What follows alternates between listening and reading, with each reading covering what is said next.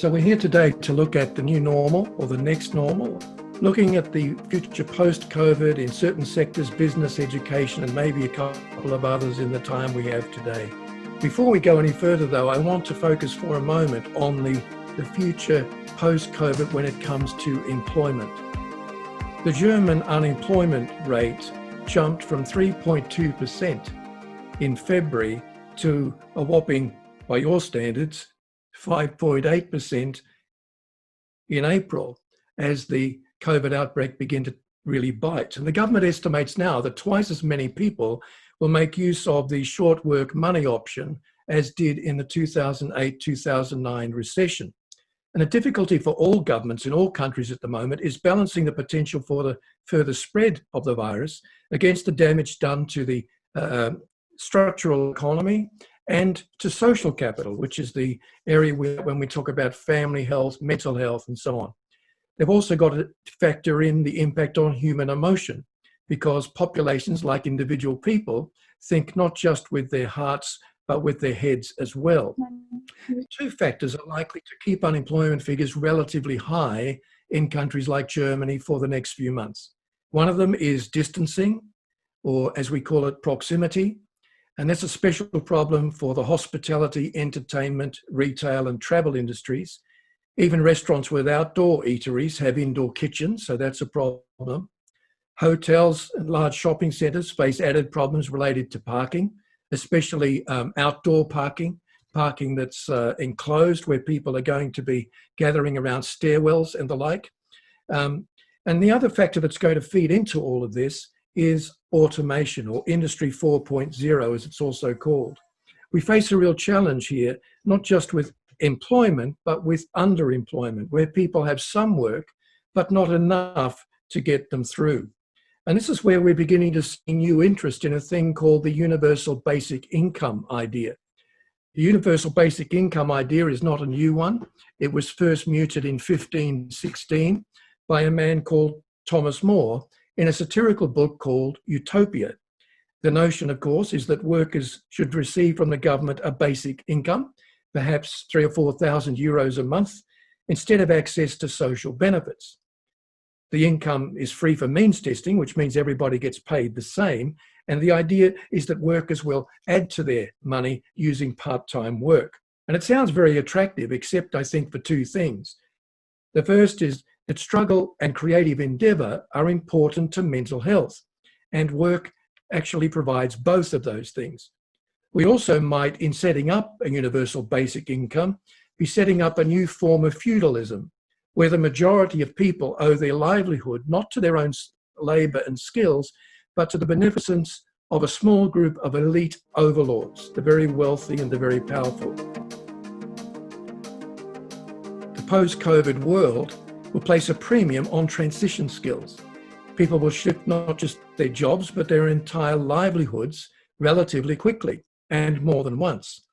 And making a complete change of industry is frightening for most people, because we're not just taking a new job or a new sector, we're also reinventing our personal story. But you can get ahead of the transition curve by learning certain skills that will help you make that adjustment. And these are very important to students, by the way. The gentleman who founded this thing called Zoom, by the way, recently was interviewed and said, "I'm not getting any sleep at night." And when they asked him why, he said, well, it's grown so quickly from 10 million regular daily users to 200 million now in just 3 months. And he said, I can't keep up. And so we have got some teething problems. Let's try this again. We're talking about transition skills and how valuable they are. And one of the skills that will help you move from one livelihood to another is identifying your carry forward. That's what I call it. Identifying your present skill set, what you've learned where you are now that might help you in the next position. There are, by the way, some very helpful resource-driven, research-driven resources online to help you identify your skill sets and help you identify where you're strong in your thinking. Some of them cost money, but it's a good investment. Then, having identified what you already know, you need to start thinking about what you need to know for the next position. And you can begin to identify that by looking at industry publications within that sector, following industry leaders on Twitter, trying to discover what skills you may need going forward. And then you start to upgrade your skills. according to that evaluation, using online courses, YouTube tutorials, and other things that most of you have used anyway. Remember though, you can't future-proof your life or career. You can't totally isolate yourself from the ups and downs of life. You can decide to be proactive though about the future. Then you need to overcome the imposter syndrome. Moving into any new sector often brings with it a feeling that, you know, I'm not really qualified enough. And that fear of the unknown, if it's not properly managed, can really paralyze our ability to innovate. Facing this imposter syndrome, by the way, is a reality of life for anyone who wants to stretch themselves beyond their comfort zone. And I firmly believe that truly successful people in the age we're coming into will be those who are willing to succeed in not one sector, but more than one area or sector over time. And that requires that you're willing to pass through what I've called seasons of obscurity, going from one spotlight into another over time, with seasons of adjustment and struggle in between. I think that's the reality of life as we now face it. And then thirdly, you need to get some training in leadership and management. Don't want to go into detail there because others might, but leadership and management are complementary roles. Both are essential, but they're very different in their outlook, in their outcomes, and their priorities. And your ability to manage or lead people may well be the difference between you being successful in your transition and missing the opportunity. The training you need might be through accredited part-time courses or webinars or formal lecture series. COVID-19 in business. Businesses large and small will be making major changes during the partial lockdown period and the pre-vaccine period that follows that. Some businesses will be expected to operate using staggered working hours, partly as a result of the need to distance people in the workspace, and partly so as not to overload the public transport system. Many people who tasted the freedoms offered by home working have already decided they like to stay that way if they can, if the boss allows, and of course, if the kids go back to school. And that, of course, is very good news for the environment. Home working can also boost productivity for some people, provided that you're disciplined and you're given clear lines of accountability in your company. On the downside, though, home working provides fewer opportunities for social interaction, which is good for mental health and productivity, especially when you're talking about collaborative innovation. As I've said in Berlin before, innovation is about new ideas forming out of the connections between old ideas. And if ideas are going to connect, people must connect. And we do that better face-to-face than we do as we are today. Now, in all of that change, there are great opportunities for business leaders and entrepreneurs. More businesses will become aware of what I call return on community as a viable measure of a company's worth and success, because people don't want any longer to belong to companies that have strategic planning on the outskirts of their decision making. They want to feel that right at the center of the company is a belief in the common good. And COVID-19 has clearly revealed just how big the gaps are in our society. A recent health study found that the society's poor will suffer more in a pandemic for two reasons. One is that they live in cramped accommodation, so they have close proximity with other people, but it's not an option for them. And then poor general health affects them as well. There's a higher likelihood of them having underlying health conditions like asthma and high blood pressure, which can make them susceptible to pandemics. So a new market will open up for professionals who will connect business leaders to community projects that align with their values and their skills. I call these people altruism architects.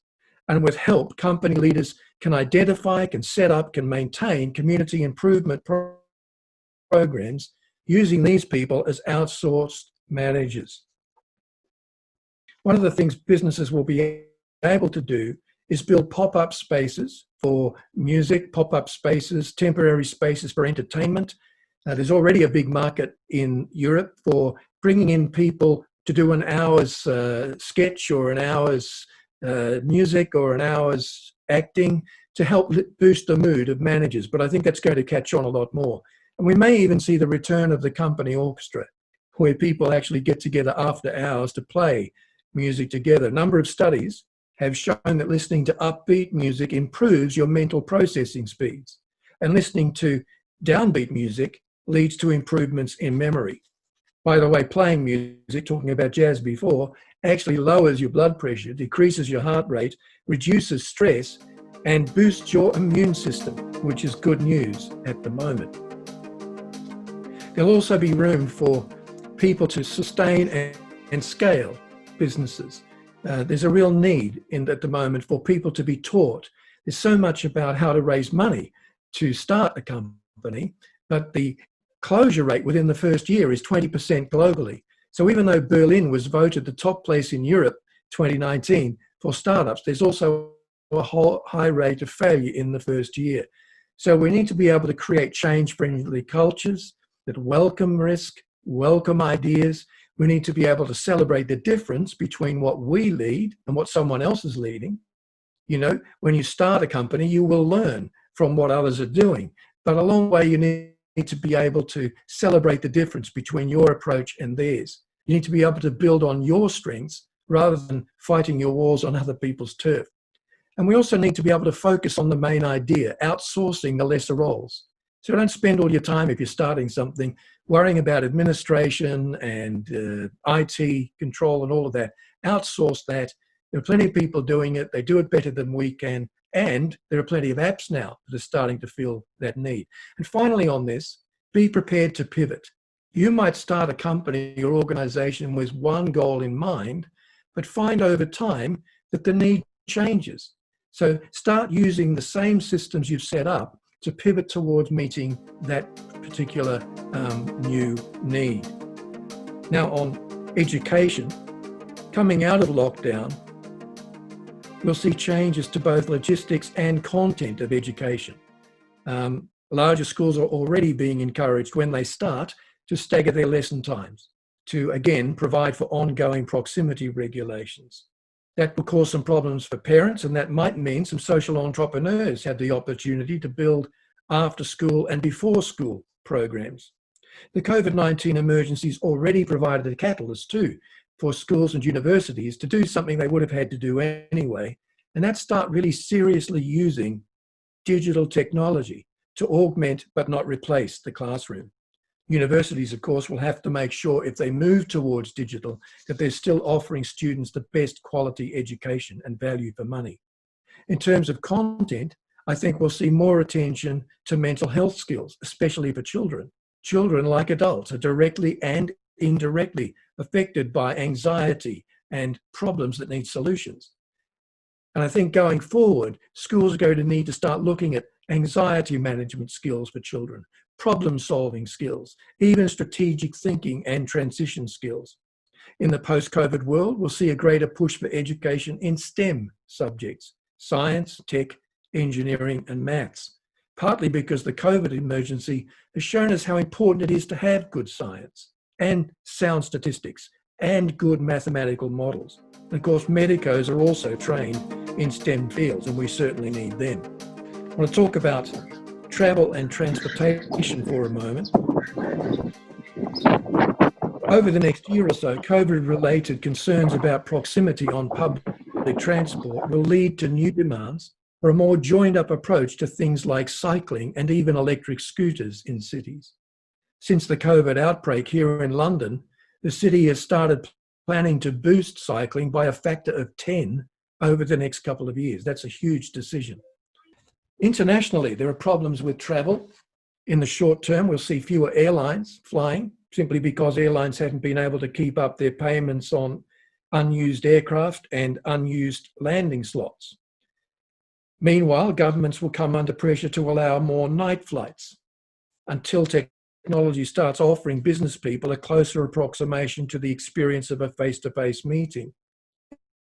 If you're planning a trip anytime soon, or even in the next couple of months, you'll find that tickets will go down for a time, but in the medium term, they're going to rise above normal to help airlines make up for the loss of passengers and for the fact that they can't take as many people per flight at the moment. And when I talk about experiences that are close to the travel experience, I'm talking about using things like holographic projection, which we're already seeing entertainment artists using. Politicians in France are using it to speak to many crowds at once in one time. The technology is not quite yet consumer viable to the wider market, but I was speaking to a friend who's in that field just a few weeks ago, and he said that it's not very far away now, so we need to watch for that. So what does all that mean for the marketplace? It means that businesses want to position themselves much closer to the cutting edge when it comes to new communication technologies like holographics or fully haptic virtual reality, so that companies, churches, charities shift from being late adapters to early adopters. There are great opportunities here, by the way, in the travel respect, in the short to medium term, for SMEs, small to medium enterprises. It's time to start looking at purchasing small fleets of bicycles or electric scooters for workers who they may get the train into work or drive to work, but they'd really enjoy a ride in their lunch break. Their productivity would go up. Cycling could be combined with fundraising, so companies could compete against each other to try and see who can raise the most money for good causes.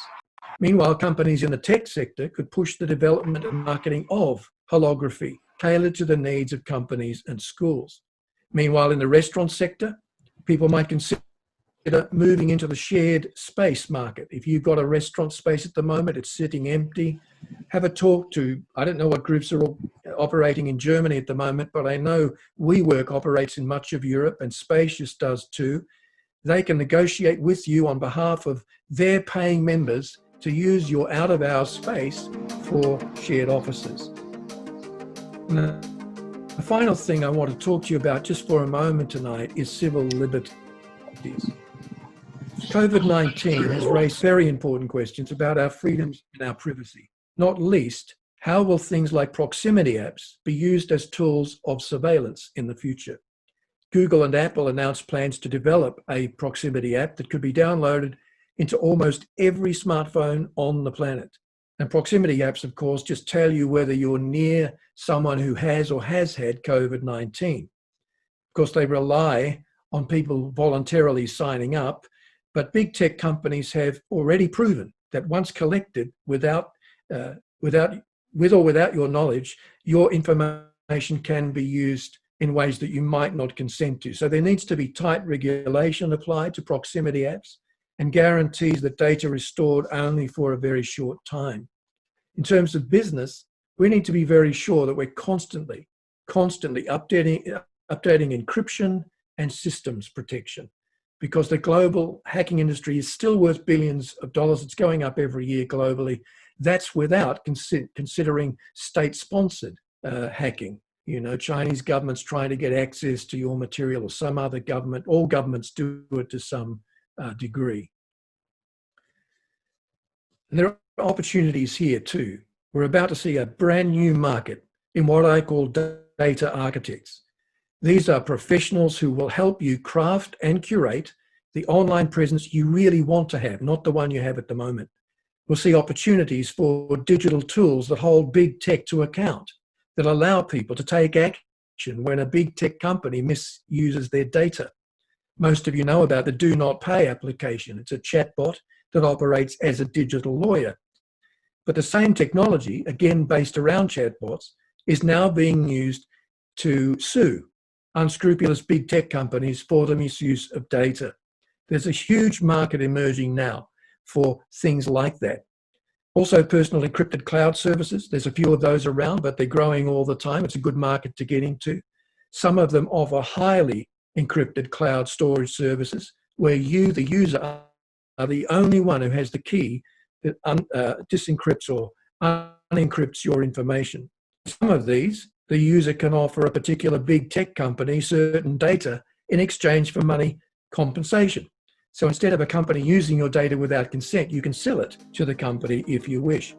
And that's important because the data marketing industry generates $62 billion a year. That's a lot of money. So in the post-COVID era, privacy itself will become a source of profit generation on a scale we haven't seen, especially because our research suggests that Generation Z, young people now in their pre-teens to early 20s, are showing signs that some of them will be what we call techno-refuseniks, people who want to use big data, who want to use digital, but limit their exposure in terms of privacy. So they'll provide a ready market for privacy products.